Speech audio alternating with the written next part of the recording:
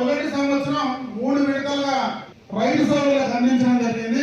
రెండవ సంవత్సరం మొదటి విడత 7,000 రూపాయలు, రాష్ట్రం నుంచి 5,000, కేంద్రం నుంచి 2,000, రెండు కూడా ఈ రోజు మధ్యాహ్నం నుంచినే రైతు సోదరుల బ్యాంక్ అకౌంట్లోకి వేయడం జరిగిందని చెప్పి సందర్భంగా కూడా తెలియజేస్తున్నాం. కూటమి ప్రభుత్వం అధికారంలోకి వచ్చిన తర్వాత రైతుల కోసం సంక్షేమమే కాదు, రైతుల వ్యవసాయ ఉత్పత్తులు మార్కెటింగ్ అవకాశాలు సందర్భాన్ని బట్టి పంటను మార్చి చేస్తే ఆ పంటలకు ఏ రకంగా విలువలు ఇవ్వగలం అనేటువంటి ఒక మంచి ఆలోచనతో టెక్నాలజీని కూడా అనుసంధానం చేసి ఈ రోజు చంద్రబాబు నాయుడు గారు ఆ కార్యక్రమాన్ని నిర్వహించడం జరుగుతాం.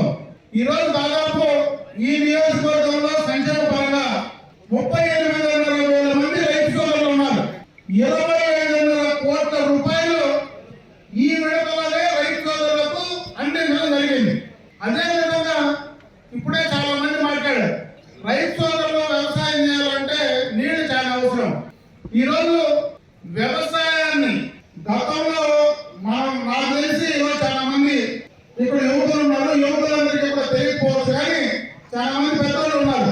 వాళ్ళందరూ కూడా ఆ రోజు మనం ఎక్కడైనా బోర్ల కింద బావుల కింద నీళ్లు కట్టాలంటే ఆ రోజు వచ్చినటువంటి కరెంటు రాత్రనక అపరాత్రనక కార్లు ఎత్తుకొని కాలువలు సాగలేక ఇటువంటి వేసవిలో కనీసం కరెంట్ ఆగిపోతే ఆ కాలం మడవ సాగే పరిస్థితి కూడా లేనటువంటి సందర్భం గతంలో చూశారు.